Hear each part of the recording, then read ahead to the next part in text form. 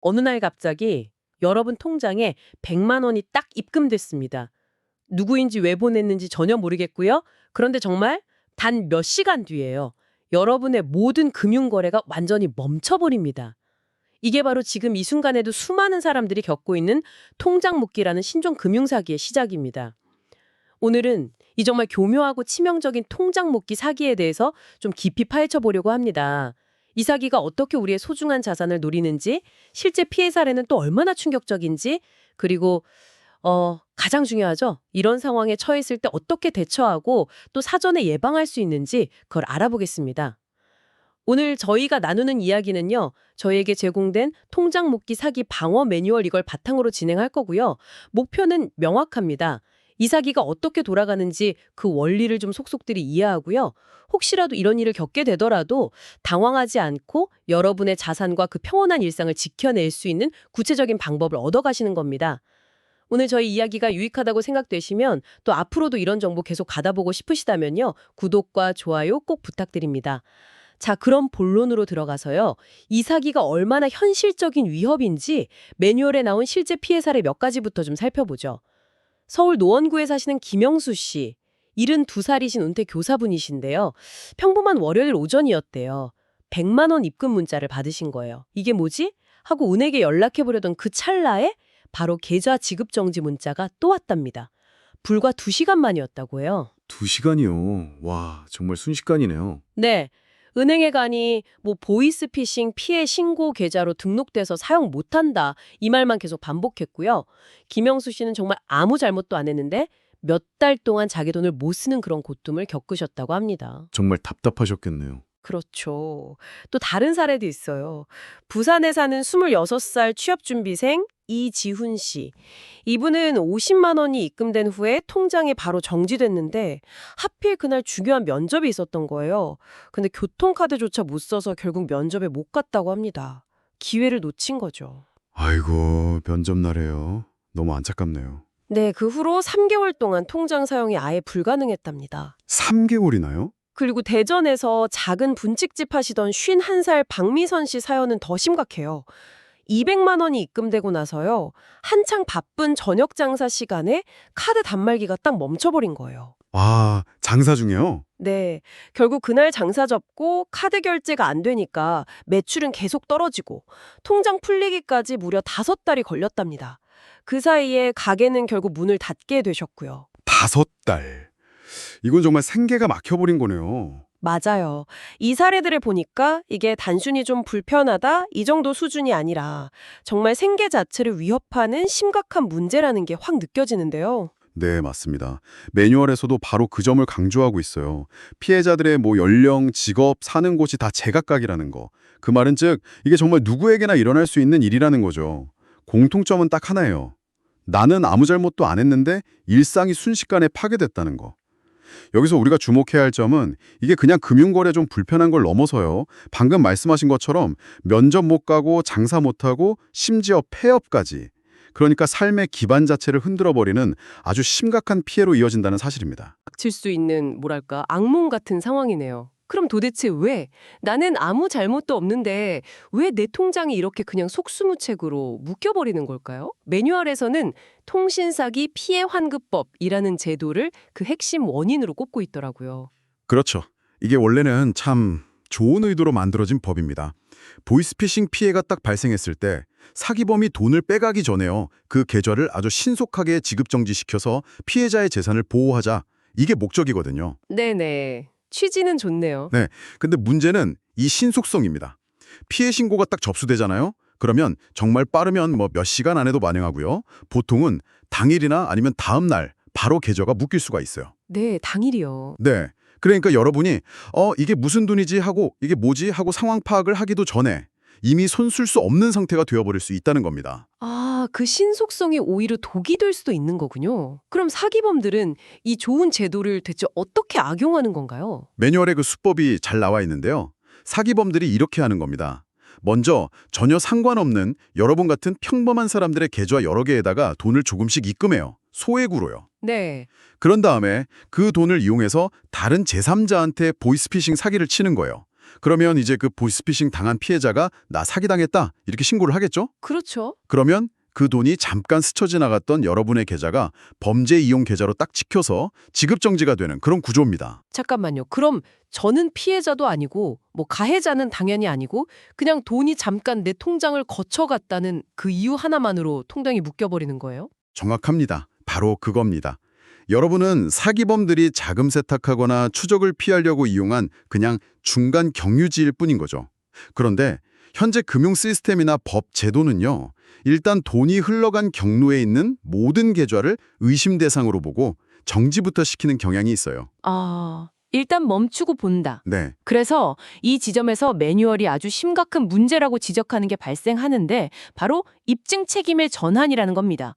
여러분은 아무 잘못이 없는데 여러분의 결백을 스스로 증명해야만 하는 거예요. 이게 굉장히 불리하고 고통스러운 상황에 처하게 되는 거죠. 와, 듣기만 해도 정말 답답한데요. 전문가님은 금융사기 예방 상담 경험이 많으시니까 이 지점에서 매뉴얼 내용을 바탕으로 좀 흔한 오해 같은 거 몇 가지만 바로잡고 가면 좋을 것 같아요. 예를 들면 통장이 묶이면 이걸 풀 수 있는 건 오직 신고한 그 피해자뿐이다. 이렇게 생각하는 분들이 꽤 많더라고요. 네, 그게 정말 가장 흔하게 잘못 알고 계신 부분 중 하나입니다.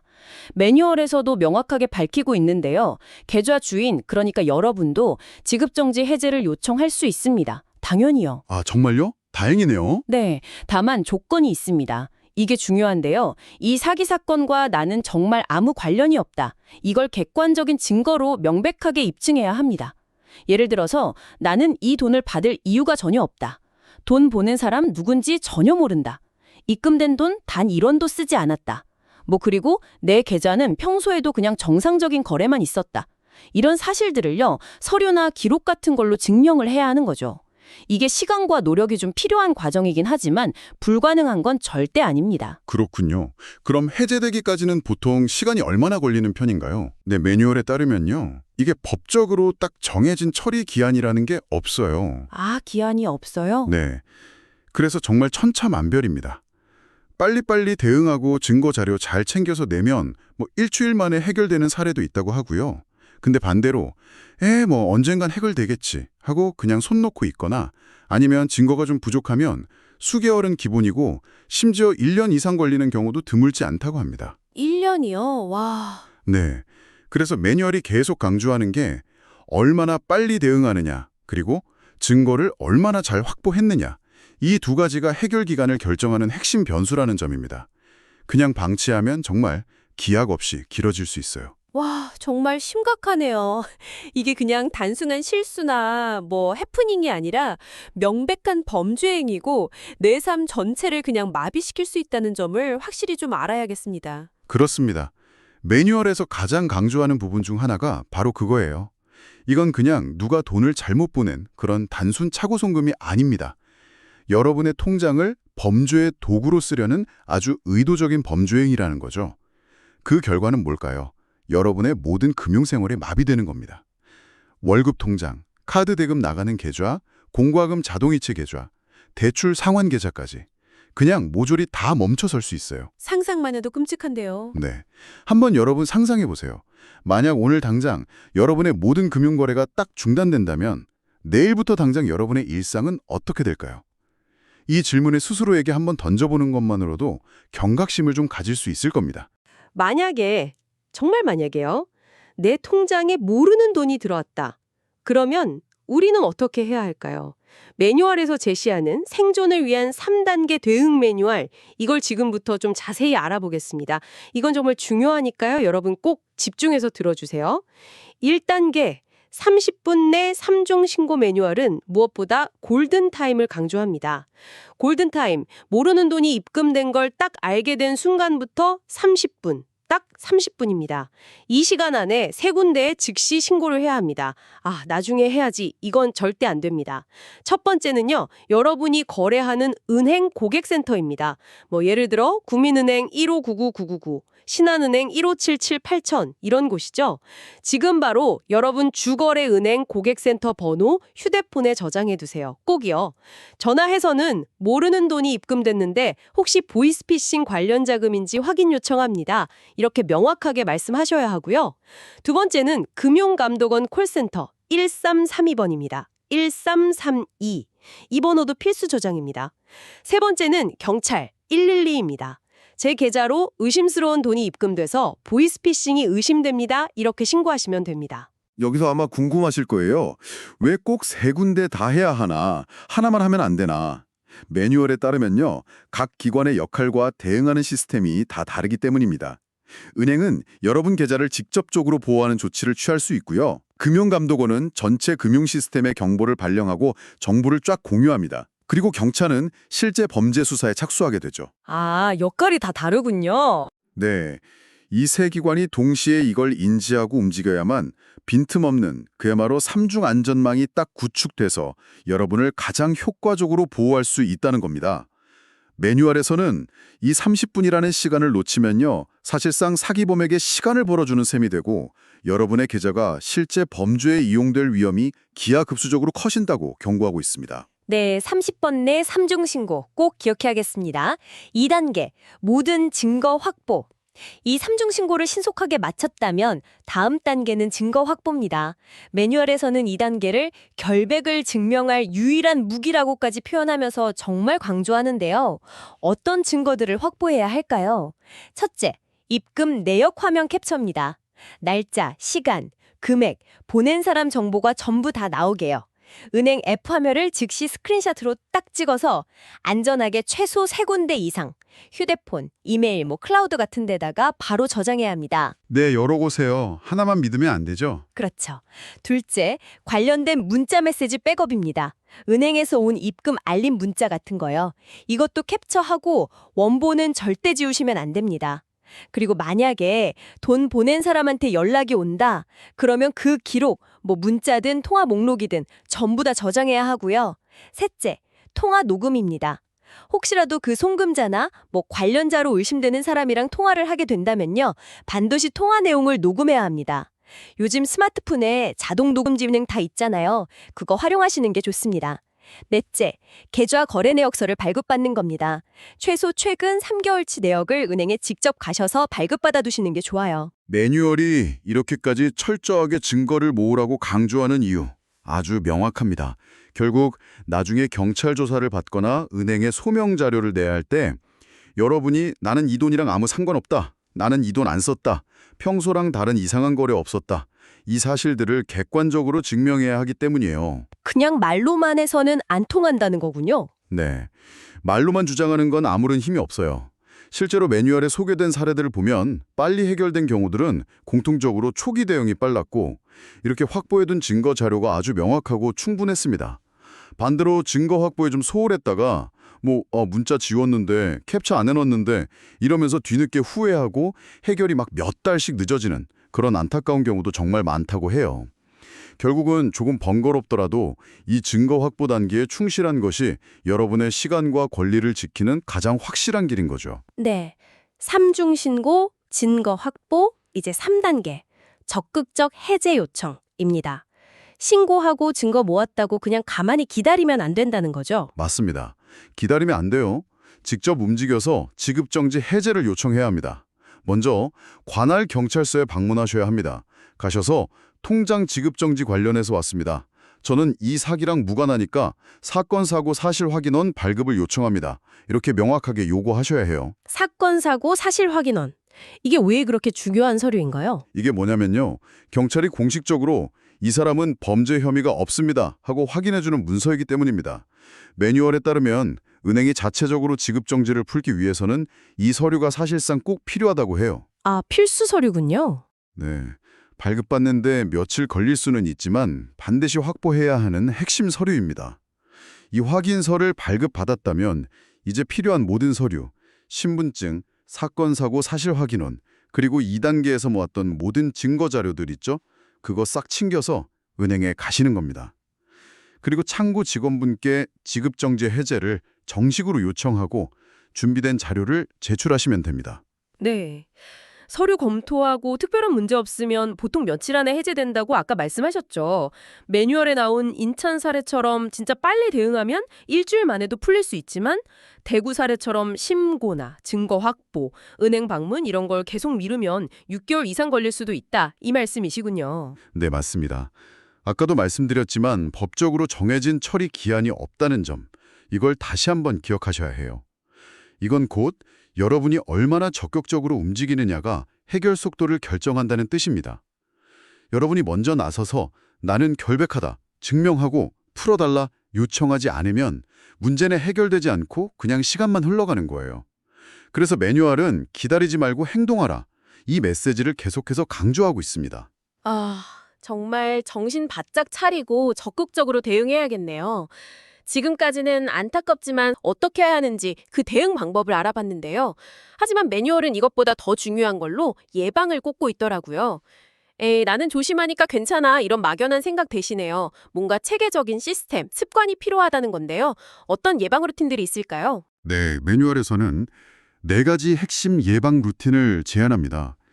이걸 생활화하면요, 통장 묵기뿐만 아니라 다른 여러 금융사기 위험까지 90% 이상 줄일 수 있다고 하는데요. 첫 번째 루틴은 매일 통장 잔액 확인입니다. 하루에 딱 10초면 돼요. 아침이든 저녁이든 딱 정해진 시간에 은행 앱 잠깐 켜서 잔액이랑 아주 간단하게 최근 거래 한두 건만 딱 확인하는 습관이에요. 만약에 이상한 입출금이 있다면 바로 알아챌 수 있고, 그러면 우리가 배운 1단계 3중 신고를 바로 할 수 있겠죠.